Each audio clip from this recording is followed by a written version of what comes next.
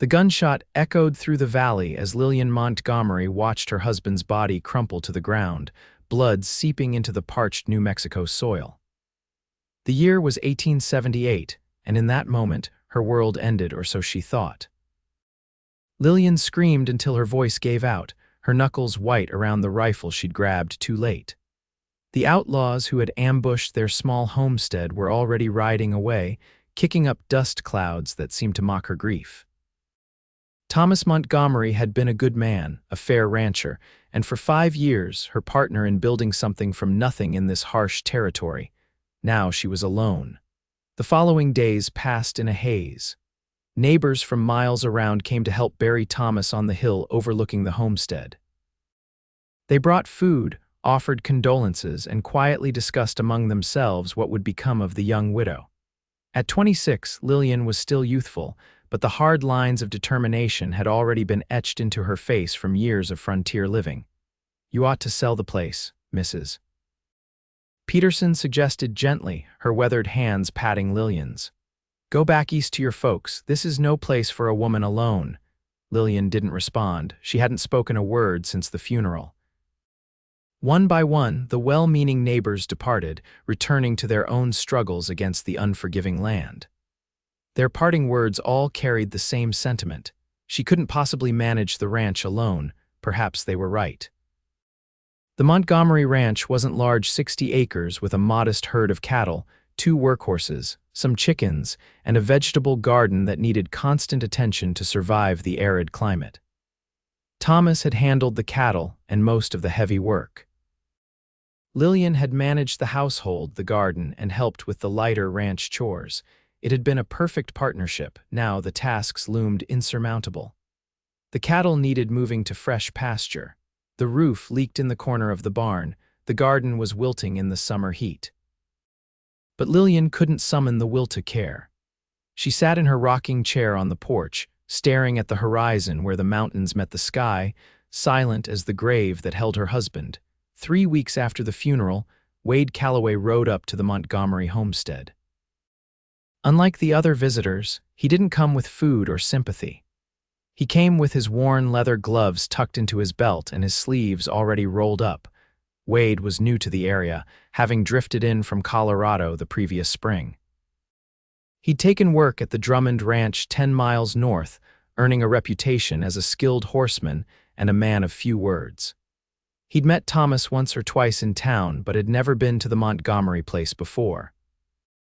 He dismounted his dun-colored gelding and removed his hat, revealing sandy brown hair that curled slightly at the edges.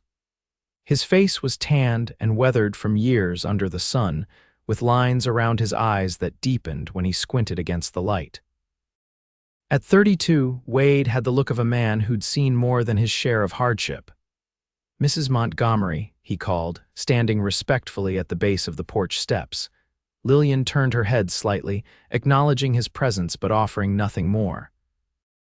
"I'm Wade Calloway from the Drummond Spread." He cleared his throat. "I heard about what happened, thought you might need a hand with the place." Lillian stared at him, her hazel eyes flat and dull. Wade shifted his weight, uncomfortable under her empty gaze. "I figured your cattle might need moving. This pasture looks about grazed out." When she still didn't respond, Wade placed his hat back on his head and nodded once.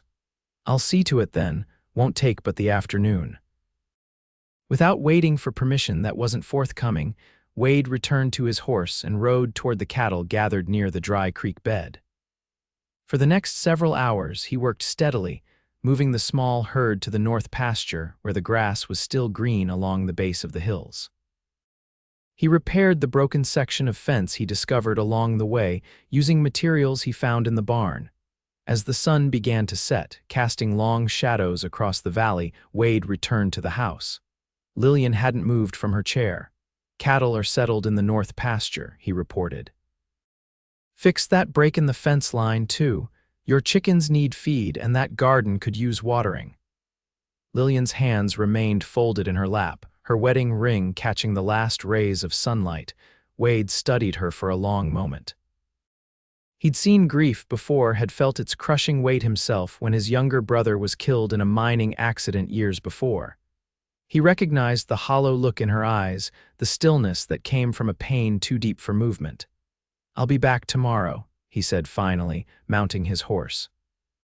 He didn't expect a response and didn't receive one. True to his word, Wade returned the next day. And the next. Each morning, he would arrive shortly after dawn, tip his hat to the silent widow, and set about the work that needed doing. He repaired the barn roof, fed and watered the animals, tended the garden, and kept an eye on the cattle. Sometimes he would work until midday before riding back to the Drummond Ranch for his paid duties. Other days, he would stay until sunset, particularly when there was a larger task to complete. Mr. Drummond, understanding the situation, adjusted Wade's responsibilities, allowing him the flexibility to help at the Montgomery place as long as his primary work didn't suffer. "That widow needs to sell that place to someone who can manage it proper," Drummond commented one evening as Wade returned to the bunkhouse. "Or find herself a new husband quick." Wade didn't respond to the suggestion, but it bothered him through the night. The thought of Lillian's ranch falling into someone else's hands, or worse, Lillian herself feeling forced into a marriage of convenience, didn't sit right. A month passed this way. July heat gave way to August, and still, Lillian remained silent, though Wade noticed small changes. Sometimes he would find a cup of coffee waiting for him on the porch rail in the morning. Once, the dirty shirt he'd removed while mending the corral was returned to him clean and folded the next day. On a particularly hot afternoon, Wade was chopping firewood to stock up before the cooler weather arrived. Sweat soaked his shirt as he brought the axe down again and again, the rhythmic thunk of metal striking wood echoing across the yard. He paused to wipe his brow and noticed Lillian standing at the edge of the porch watching him. It was the first time she'd ventured outside while he was working. He nodded to her, then returned to his task. From the corner of his eye, he saw her descend the porch steps and walk slowly toward the chicken coop. For the first time in weeks, she collected the eggs herself, placing them carefully in the basket she carried. It was a small thing, but it kindled a spark of hope in Wade's chest. The next morning when he arrived, Lillian was sitting in her usual spot on the porch, but beside her on the small table was a plate with 2 biscuits and a jar of preserves. "Morning, Mrs. Montgomery," Wade said, removing his hat as always. Lillian didn't speak, but she nodded toward the plate in silent offering. Wade climbed the steps and sat on the porch floor, his back against the railing post. He ate the biscuits slowly, savoring the tart sweetness of the berry preserves. When he finished, he placed the empty plate on the table and murmured his thanks before heading to the barn to begin the day's work. It became their routine.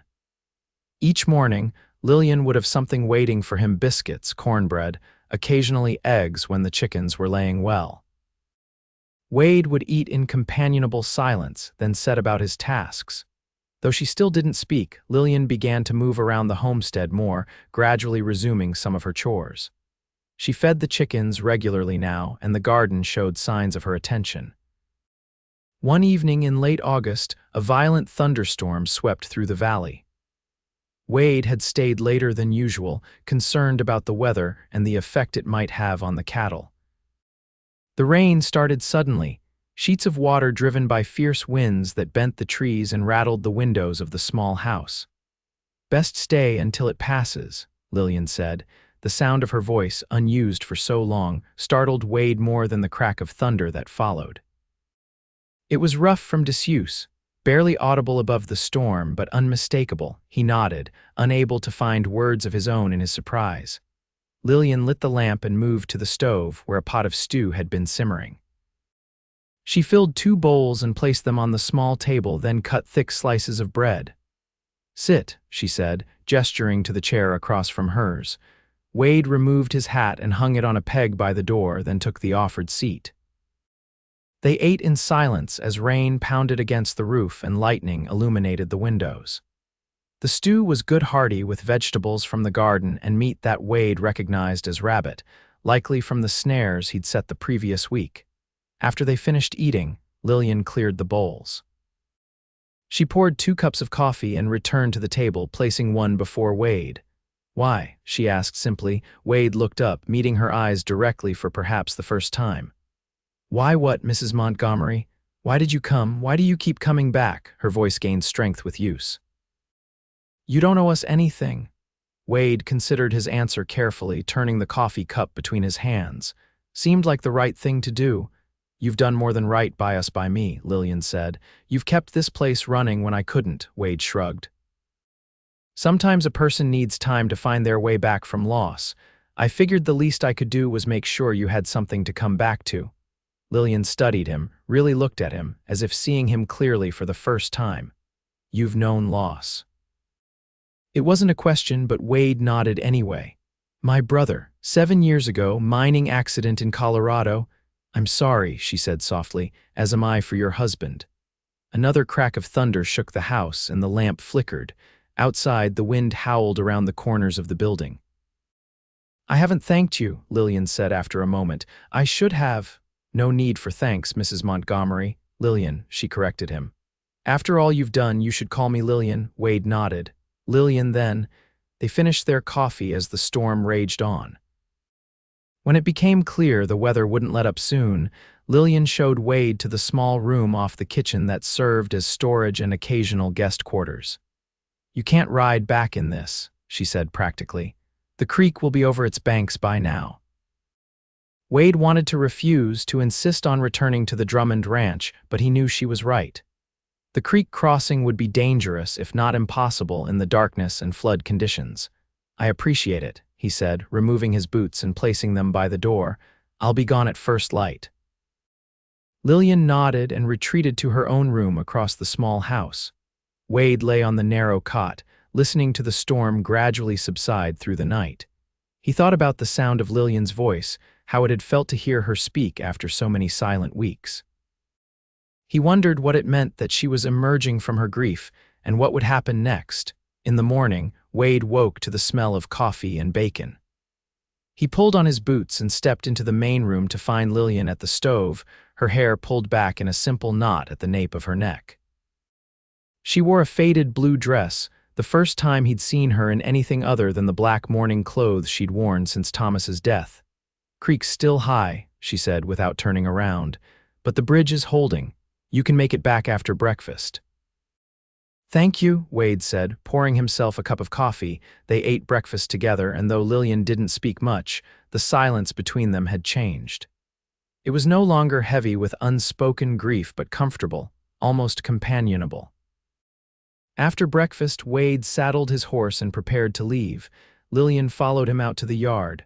Will you come back? She asked, her arms crossed protectively across her chest. Do you want me to? She nodded. There's still work to be done.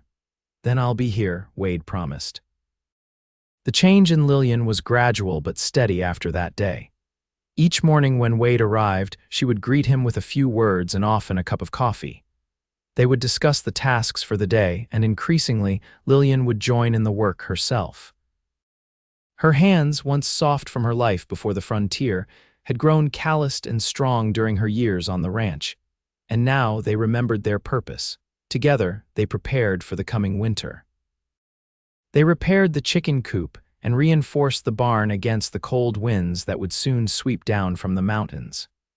They harvested the last vegetables from the garden and preserved what they could. Wade helped Lillian butcher one of the steers, hanging the meat to cure in the smokehouse he had rebuilt. You've done this before, Lillian observed as Wade skillfully prepared the meat. My pa had a small place in Kansas when I was growing up, Wade explained. Nothing fancy, but enough to teach me the basics of ranching. What made you leave? Wade's hands stilled momentarily. War came, then drought. Pa lost the place after I joined up.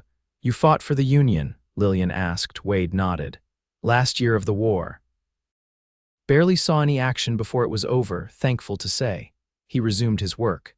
After that, I drifted west with my brother. We worked ranches, tried our hand at mining. When he died, I kept moving. And now you're here, Lillian said softly. Wade looked up at her. Now I'm here.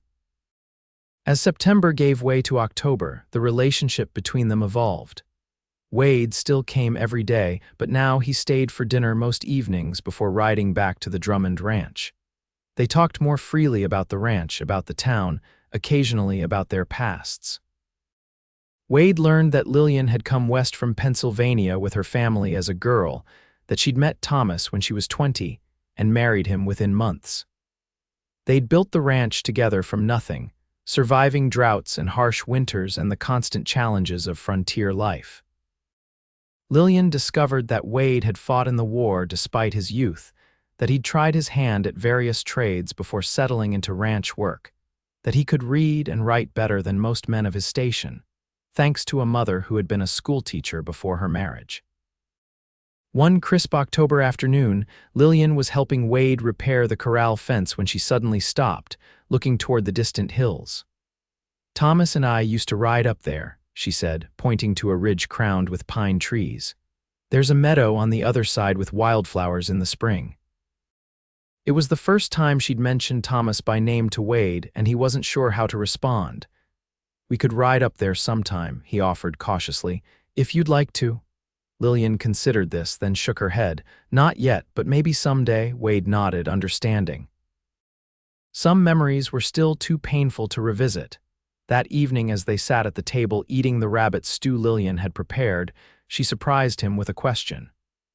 "You ever think of settling down, Wade, having a place of your own?" Wade set down his spoon, considering his answer. "Used to dream of it when I was younger. A piece of land, a good herd, maybe a family someday," he shrugged. "The years pass and dreams change shape." "What shape are they now?" Lillian pressed. Wade met her gaze, still figuring that out. A loaded silence filled the space between them, full of unspoken possibilities. As October progressed, the days grew shorter and the nights colder. Wade began staying later to help with evening chores, sometimes not leaving until well after dark. On one such night, the temperature dropped suddenly, bringing the first hard freeze of the season. "It's too cold for you to ride back tonight," Lillian said as they finished the dishes after supper. "The spare room is still made up." Wade hesitated. It was one thing to stay during a thunderstorm when crossing the creek was dangerous. It was another to stay simply because of the cold.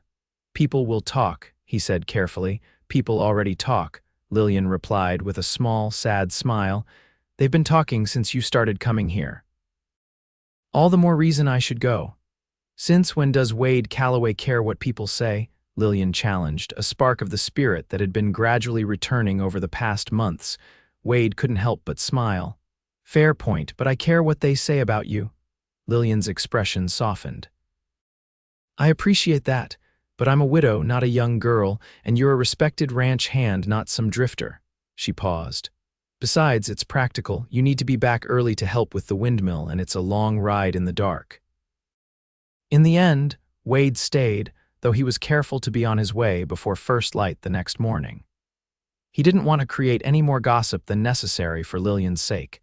As he rode away in the pre-dawn light, Wade found himself considering Lillian's question from the previous week. What shape were his dreams now? For years, he'd been drifting, taking work where he could find it, never staying in one place long enough to put down roots. But lately, he'd been thinking more about permanence, about building something lasting, and increasingly those thoughts included Lillian. Wade wasn't a man to rush into things, especially not with a widow still mourning her husband. But he couldn't deny the connection growing between them, or the way his heart quickened when she smiled, something she'd begun doing more frequently as the weeks passed. The first snow of the season came in early November, covering the valley in a blanket of white that transformed the landscape. Wade arrived at the Montgomery ranch to find Lillian already outside, checking on the livestock. "Beautiful, isn't it?" she called as he approached, her breath visible in the cold air. Wade nodded, taking in the sight of her with snowflakes catching in her dark hair and color in her cheeks from the cold. "Beautiful," he agreed, though he wasn't looking at the landscape. They worked together through the morning, ensuring the animals were sheltered and fed. The snow continued to fall steadily, accumulating on the ground and drifting against the buildings. "We should check the cattle," Lillian said as they paused for a midday meal. "Make sure they haven't wandered too far in the storm." "I can handle that," Wade offered. "No sense in both of us getting soaked through." Lillian shook her head. "I haven't ridden out to the north pasture in months. It's time I did." Wade recognized the determination in her voice and knew better than to argue. They saddled their horses and rode out together, wrapped in heavy coats against the cold. The cattle were huddled in a protected area near the base of the hills, just as Wade had hoped. They counted the herd, confirming all were present, then turned back toward the ranch. The snow was falling more heavily now, reducing visibility. Halfway back, Lillian's horse stumbled in a hidden depression, nearly throwing her. Wade was at her side instantly, reaching out to steady her. "Are you all right?" Lillian nodded, though her face had paled beneath its windburn. "Just startled me." They continued more slowly, Wade keeping a close eye on both Lillian and her horse. By the time they reached the ranch, the storm had intensified and darkness was falling despite the early hour. "You're staying," Lillian stated as they unsaddled the horses in the barn. It wasn't a question this time, and Wade didn't argue. They spent the evening by the fire, drying out from the day's ride. Lillian brought out a checkerboard, and they played several games while the wind howled outside. It was the most relaxed Wade had ever seen her, laughing when he made a particularly poor move and teasing him about his strategy. "My father taught me to play when I was a girl," she explained as she captured another of his pieces. "He always said checkers was a game of patience and foresight." "Two qualities I apparently lack," Wade said with a rueful smile as she advanced toward his side of the board. "I wouldn't say that," Lillian replied, her eyes meeting his briefly before returning to the game. "You've shown remarkable patience these past months." Wade wasn't sure how to respond to that, so he focused on his next move instead. They played until the fire burned low, and then Lillian showed him to the spare room as she had during the thunderstorm. This time, however, she paused in the doorway. "Thank you, Wade.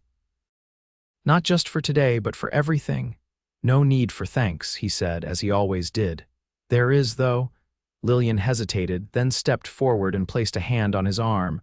"I don't know what would have become of me of this place without you."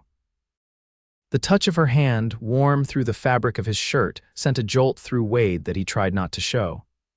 "You're stronger than you know, Lillian. You'd have found your way." "Perhaps," she conceded, "but I'm glad I didn't have to do it alone." She withdrew her hand and wished him good night, closing the door softly behind her. Wade sat on the edge of the narrow bed, his arm still warm from her touch, his mind racing with thoughts he'd been trying to suppress for weeks. He was falling in love with Lillian Montgomery. Had been falling gradually, day by day, as he watched her emerge from her grief and reclaim her strength. But it was too soon for her, certainly, and maybe for him as well. She was still healing from the loss of her husband, still finding her footing as a widow in a harsh land. Wade resolved to keep his feelings to himself, to continue as they had been friends, neighbors of a sort, nothing more. He would be patient, give her the time and space she needed, even if that meant his feelings would never be returned. The snow continued through the night and into the next day, leaving nearly 2 feet of accumulation by the time it finally stopped. Wade stayed at the ranch, helping Lillian clear paths to the barn and outbuildings, checking on the animals, and making sure the fences remained visible to keep the livestock from wandering into drifts. It was 3 days before the snow melted enough for Wade to consider returning to the Drummond ranch. In that time, he and Lillian fell into an easy routine, working together during the day and spending evenings by the fire, talking or playing checkers, or simply sitting in comfortable silence. Wade slept in the spare room each night, though he was increasingly aware of Lillian's presence on the other side of the small house. On the morning he was to leave, Lillian surprised him by suggesting they ride up to the ridge she'd mentioned weeks before. "The view after a snow is something to behold," she said as they ate breakfast, "if you're not in a hurry to get back to Drummond's." Wade wasn't in a hurry at all. "I'd like that." They rode out mid-morning, following a trail that wound up through the foothills toward the pine-covered ridge. The sun was bright in a clear blue sky, making the snow-covered landscape glitter. Their horses' hooves crunched through the top crust of the snow, leaving a clear trail behind them. As they climbed higher, the view of the valley spread out below them, the Montgomery Ranch a small cluster of buildings in the distance, the creek a dark line winding through the white expanse. "Thomas found this place," Lillian said as they reached the top of the ridge. We were exploring the boundaries of our land claim that first year, and he rode ahead. When I caught up, he was just sitting his horse, staring out at this view. She smiled at the memory. He said he knew then we'd made the right choice coming here. Wade remained silent, giving her the space to remember. We had such plans, Lillian continued after a moment. We were going to build a bigger house eventually, expand the herd, maybe plant an orchard in that sheltered spot near the creek. She sighed. Dreams change shape, like you said. They do, Wade agreed. But that doesn't mean they end. Lillian turned to look at him, studying his face as if searching for something. No, I suppose it doesn't.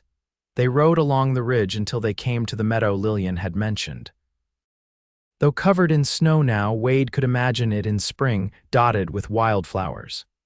We used to picnic here sometimes, Lillian said, dismounting, on days when the work could wait. Wade dismounted as well, leading his horse to stand beside hers in the shelter of the trees. They walked to the edge of the meadow, their boots leaving deep impressions in the snow. I miss him, Lillian said suddenly. I will always miss him. He was a good man, a good husband. I know, Wade said quietly. But the missing has changed, she continued, her gaze fixed on the distant mountains. At first, it was like a physical pain, like something had been torn out of me. I couldn't imagine how to keep breathing, let alone living. She turned to Wade. That's why I couldn't speak, couldn't move. It took all my strength just to exist. I understand, Wade said, and he did. He'd felt something similar after his brother's death, though perhaps not as profound as losing a spouse. But now, Lillian went on, the missing is different. It's still there, but it's gentler. Like a shadow that follows me rather than a weight that crushes me. She looked up at Wade. And that's largely because of you, Wade shook his head. You did the hard work yourself, Lillian. I just tended the cattle. You did far more than that, she insisted. You gave me time. You didn't push or demand or judge. You just stayed. You held space for me until I could find my way back. Wade wasn't sure what to say. He'd never been good with words, especially not when it came to feelings. I want you to know, Lillian continued, that I'm grateful, more than I can express. You don't need to, I do, she interrupted, because I need you to understand something else too. She took a deep breath. I care for you, Wade, more than as a friend or neighbor, and that frightens me because I never expected to feel this way again. I'm not even sure I should. Wade's heart seemed to stop for a moment, then resumed at double speed. Lillian, you don't need to say anything, she rushed on. I'm not asking for anything, I just needed you to know. Because if you wanted to stop coming around, or if you wanted to move on, find work elsewhere, I would understand. Wade stepped closer to her, closing the distance between them. Slowly, giving her time to pull away if she wanted, he reached for her hand. Her fingers were cold despite her gloves, and he enclosed them in both of his hands. Lillian Montgomery, he said, his voice rough with emotion, I have no intention of going anywhere unless you send me away. Her eyes widened. You don't, Wade shook his head. I've been half in love with you since the day you first spoke to me during that thunderstorm, maybe even before that, watching you find your way back to living day by day. Oh, Lillian breathed, her eyes filling with tears. But I never wanted to rush you, Wade continued. Never wanted you to feel pressured or to think I was trying to take advantage of your grief. I know that, Lillian said. You're not that kind of man. Wade squeezed her hand gently. I care for you too, Lillian, more than I thought possible, but we have time, there's no hurry. A single tear spilled over and ran down Lillian's cheek. Wade reached up with his free hand and brushed it away with his thumb. I never thought I'd smile again after Thomas died, Lillian said softly. Let alone feel joy, but you brought that back to me, Wade. Not by trying to make me happy, but by giving me space to find my own way through the darkness. Wade wanted nothing more than to kiss her in that moment, but he restrained himself. Instead, he continued to hold her hand, standing with her in the snow-covered meadow as the winter sun cast long shadows across the valley below. We should head back, Lillian said eventually. It'll be dark soon. They mounted their horses and rode down the ridge, taking their time despite the fading light.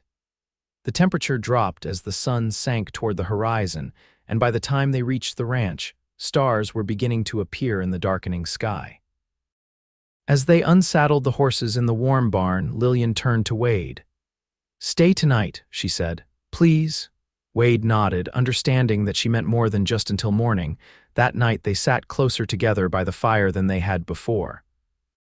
Lillian told Wade stories of her childhood in Pennsylvania, of the journey west with her family, of meeting Thomas at a town social, and knowing almost immediately that he was the man she wanted to marry. Wade shared tales of his father's small Kansas farm, his brief time in the Union Army, his years working alongside his brother in the mines and on ranches throughout the West. He spoke of his dreams for a place of his own someday, a dream he'd nearly given up on as the years passed. "It's not too late," Lillian said, her hand finding his in the space between their chairs. "Dreams change shape, but they don't have to die." Wade looked down at their joined hands, then up at her face, illuminated by the firelight. "No, they don't." When the fire burned low, Lillian stood, still holding Wade's hand. She led him not to the spare room, but to her own door.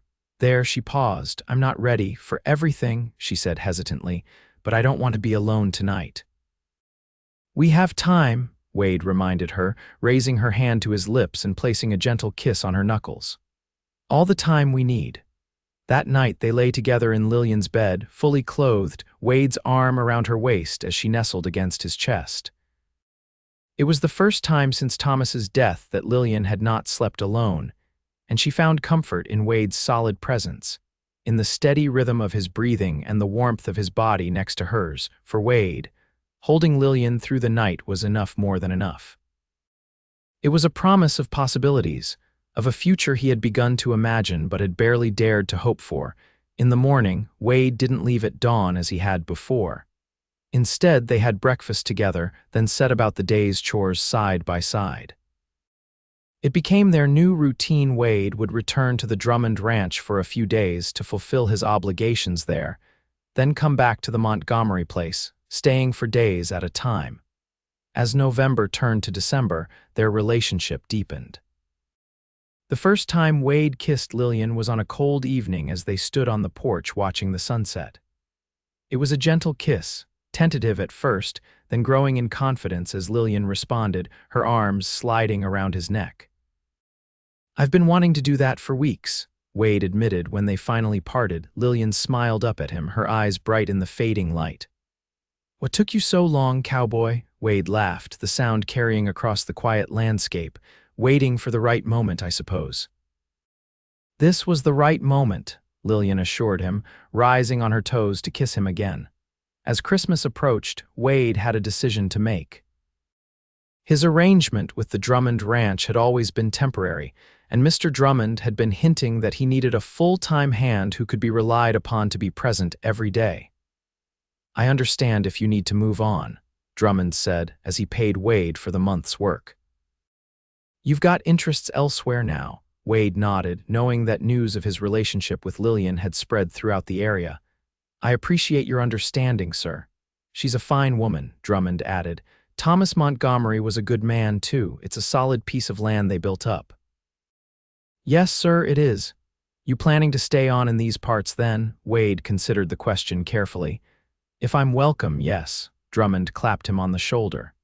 "Good Valley needs solid folks who know ranching, too many drifters and ne'er-do-wells passing through these days."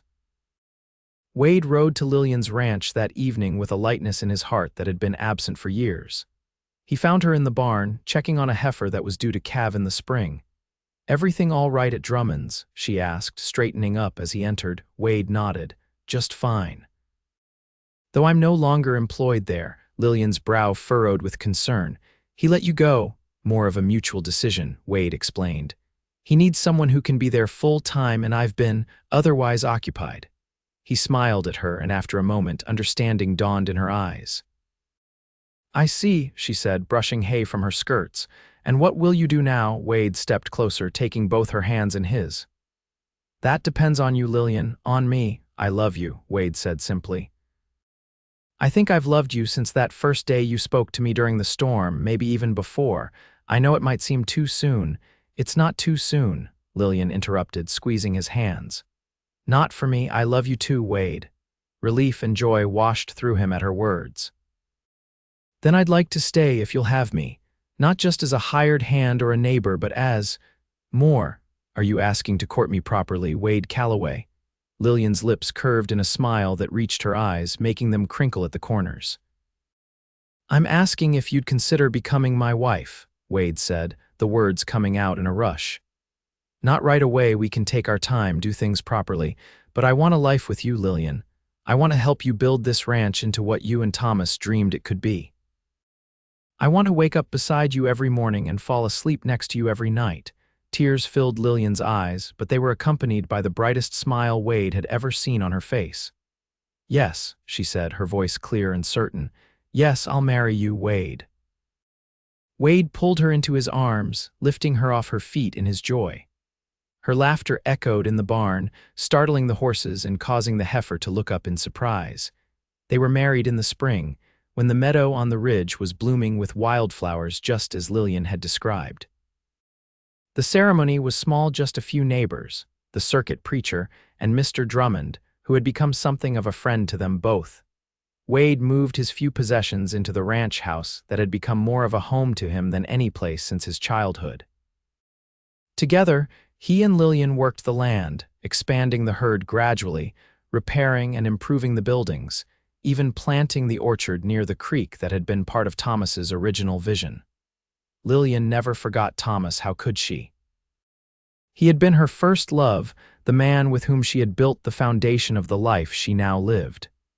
Wade understood this and never asked her to pretend otherwise. Sometimes they would ride together to the small grave on the hill, and Lillian would place wildflowers there while Wade stood respectfully nearby. He would be pleased, Lillian said once as they rode back from such a visit. To see the ranch thriving, to know that his dream lives on. He was a fortunate man, Wade replied, to have been loved by you. Lillian reached across the space between their horses to take his hand. And I am fortunate to have found love twice in one lifetime. Many never find it even once. In the summer of their first year of marriage, Lillian discovered she was with child.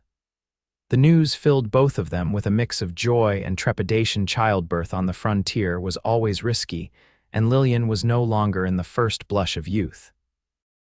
We'll get you the best care, Wade promised, already making plans to ride to the nearest town with a proper doctor when her time came.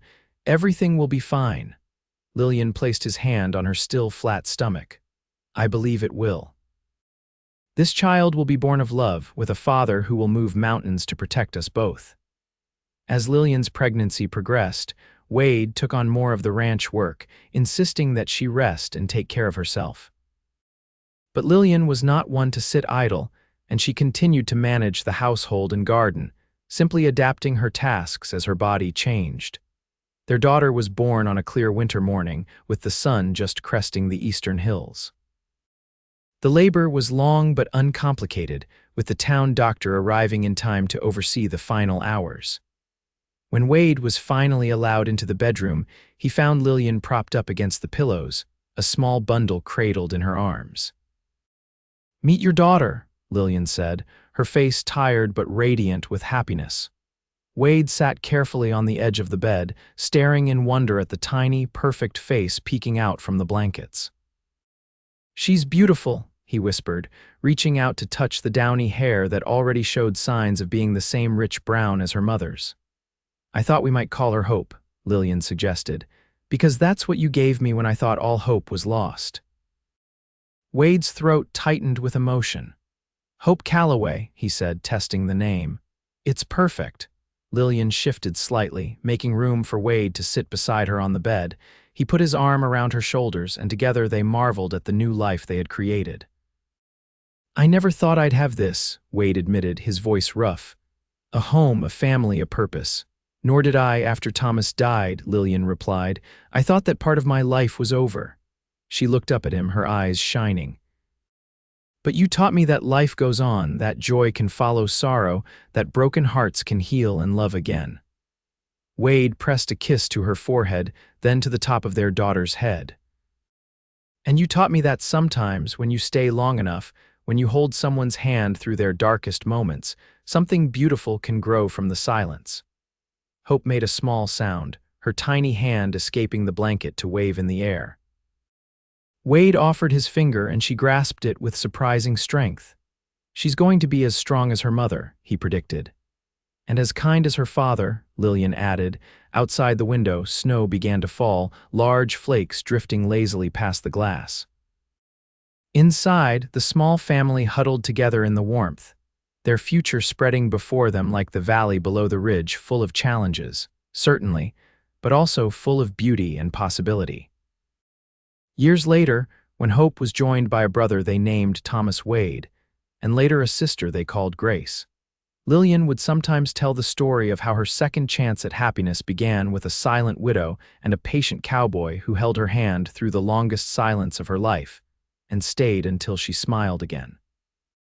And Wade, listening to his wife tell the tale to their children in the home they had built together, would remember the moment he first saw that smile return to her face, how it had felt like watching the sun break through clouds after the longest storm, illuminating a landscape he had come to love more than he had ever thought possible. "And that," Lillian would always conclude, looking at Wade with eyes still capable of making his heart skip after all their years together, "is how I learned that even in our darkest moments, dawn is waiting just beyond the horizon, if only we have the courage to keep watching for it." "And someone to watch with us," Wade would add, taking her hand in his, just as he had that day in the snow-covered meadow when they first acknowledged their feelings for each other. Just as he had on countless days since, through joy and sorrow, through the building of a life neither of them had dared to imagine in their darkest hours. A life born from silence and patience, from grief and healing, from a cowboy who understood that sometimes the greatest gift you can give someone is simply to stay, to hold their hand through the silence, and to wait however long it takes for their smile to return.